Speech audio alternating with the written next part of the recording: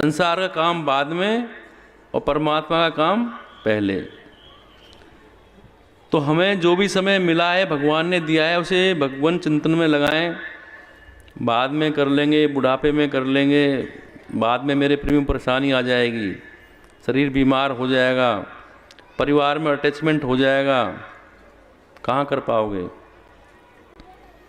8 घंटे सोना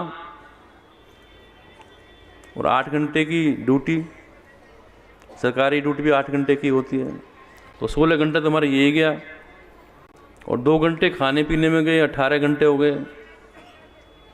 18 में से भी 2 घंटे हम फालतू बातों में गंवा देते हैं, 20 घंटे गए। तो कुल मिला के बहुत कम समय आपको मिलता है। उस कम समय में भी आप परमात्मा का नाम ले लेंगे तो भी काम बन जाएगा। पर लें तो सही।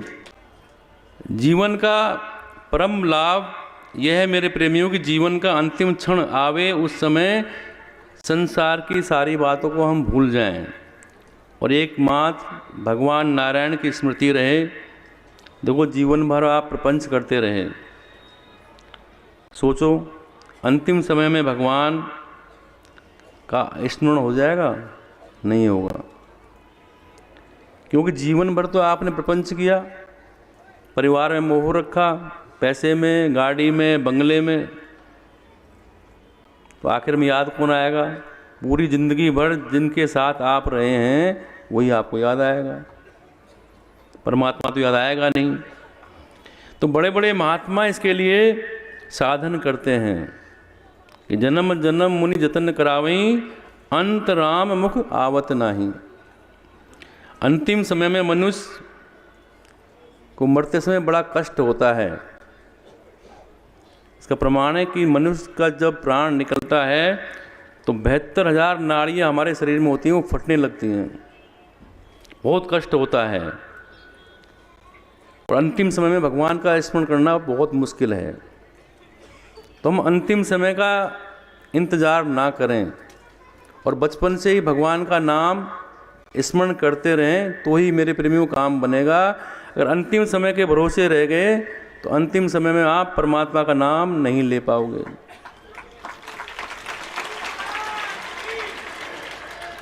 तो इसके लिए आपको अभ्यास करना चाहिए। आज कि एक एक क्षण पर, एक एक क्षण आपका महत्वपूर्ण है, उसे फालतू में गंवाना नहीं चाहिए। तो वो पल दोबारा तुम्हें मिले ना मिले इसका कोई गारंटी नहीं है। जैसे एक भ्रमरा होता है, भ्रमर, जीव के जीवन से तुलना की गई है उसकी। एक भंवरा कमल के मधुर गंध से आकर्षित होकर कमल के मध्य बैठ जाता है और बैठकर रसपान में इतना मस्त हो जाता है कि उसे ध्यान ही नहीं रहा कि दिन सायंकाल होने वाली है। अंधकार की कालिमा ने कमल की प्रकृति को बांध लिया और कमल की पंखुड़ियाँ सिमट गई और भंवरा कमल के अंदर बंद हो गया, वो बंदी बन गया। देखो, बंदी बनकर भी उसे अपनी भूल का ज्ञान नहीं हुआ। अभी तो अपने जीवन की आशा में यही विचार करता रहा कि रात चली जाएगी, पुनः प्रभात का उदय होगा, भास्कर सूर्य की रश्मियों का स्पर्श पाकर कमल की पंखुड़ियाँ पुनः खिल जाएंगी और भ्रमर का जीवन सुरक्षित रहेगा। तो मेरे प्रेमियों, ये मानव भी भौतिकता और विलासता के समय का ध्यान रख पाता है और मन में झूमते हुए यौवन का आनंद लेने में अपने पूरे जीवन को यूं ही निकाल देता है। यही चिंतन है कि जीवन का अति सुंदर प्रातः कल होगा, पुनः बुद्धि का कमल खिलेगा। जब तक पंखुड़ियाँ बंद थीं, प्रकाश किरण दिखाई नहीं दे रहा था। और मेरे प्रेमियों, बंद होने पर प्राणवायु घबराहट होने लगती है, शुद्ध वायु का संचार नहीं होता, ऑक्सीजन भी नहीं मिलती, परंतु फिर भी वो विचार कर रहा है कि प्रातःकाल होने पर यह जीवन रूपी कमल पुनः खिलेगा और मैं फिर रसपान करता रहूँगा, उसका आनंद लूँगा।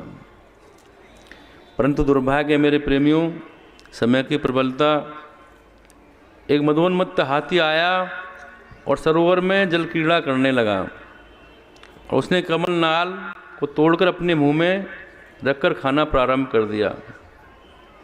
इत्थम विचिंत्यते कोश गते दुरिफे हा हंत हंत नलनी गज मुज्जहारा। गज ने उसे खाकर चकनाचूर कर दिया। उस भंवरे का स्वपन चकनाचूर हो गया। इसी प्रकार से मेरे प्रेमियों, जीवन में चिंतन चलता रहता है।